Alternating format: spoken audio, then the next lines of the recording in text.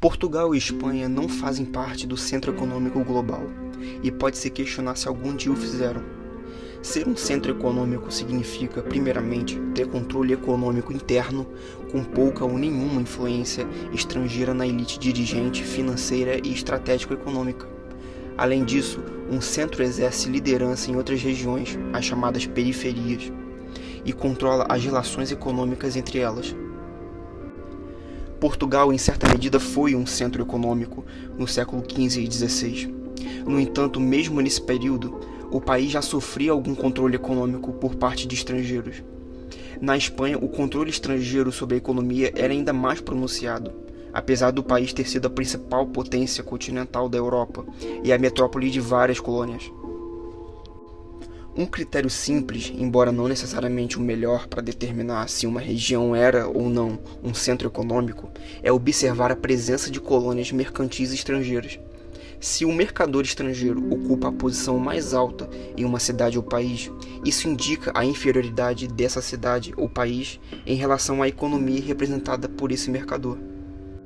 Por exemplo, podemos citar os mercadores genoveses em Madrid no tempo do Filipe II, os holandeses em Leipzig no século XVII, os ingleses em Lisboa no século XVIII, os italianos em Bruges, Antuérpia, Lyon e até em Paris, pelo menos antes do cardeal Mazarin. Portugal, após a Revolução de Avis, tomou a dianteira entre os Estados nacionais europeus no final do século XIV até o XV.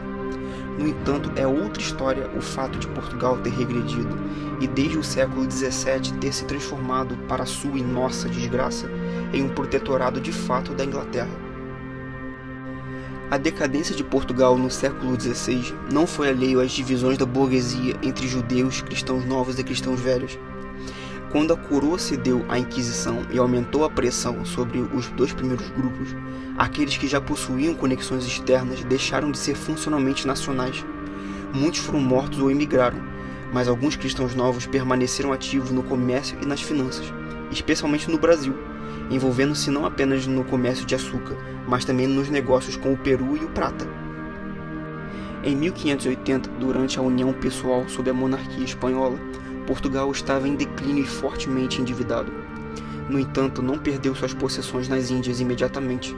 Como mostra Braudel, apesar dos ataques holandeses que começaram no século XVI, Lisboa ainda recebia diretamente pimenta e especiarias em 1632. Foi apenas com a tomada de Malaca, em 1641, que o Império Português na Ásia foi definitivamente enfraquecido.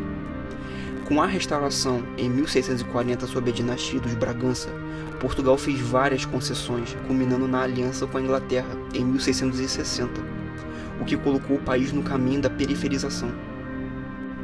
A Espanha não conseguiu governar sua economia de forma eficaz. Suas finanças e, em grande parte, seu comércio exterior foram manejados por pessoas sediadas em outros países.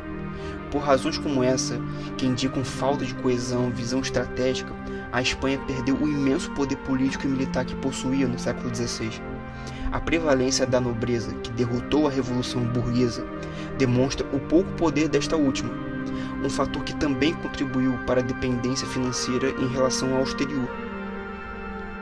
Faltou à Espanha um equilíbrio social adequado, indispensável para a formação de elites verdadeiras, capazes de desenvolver uma estratégia nacional, da qual a economia é um elemento essencial. Essa falta de equilíbrio levou ao declínio da Espanha, apesar de seu abundante capital no século XVI. As enormes quantidades de prata e ouro do Peru, Bolívia e México permitiram importações em larga escala, o que desvalorizou imensamente os minerais, o que também prejudicou a indústria local, quase levando à extinção, e que decaiu também por falta de apoio político.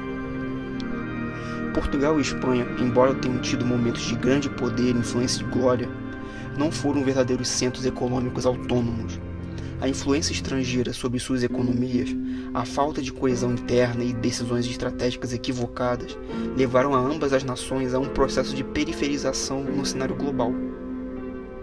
O que esses dados mostram, principalmente ao Brasil, é que não importa se uma nação é rica em recursos naturais ou tem muito poder militar, se ela não tiver uma elite competente e contas públicas soberanas, ela estará destinada sempre à derrota e à miséria.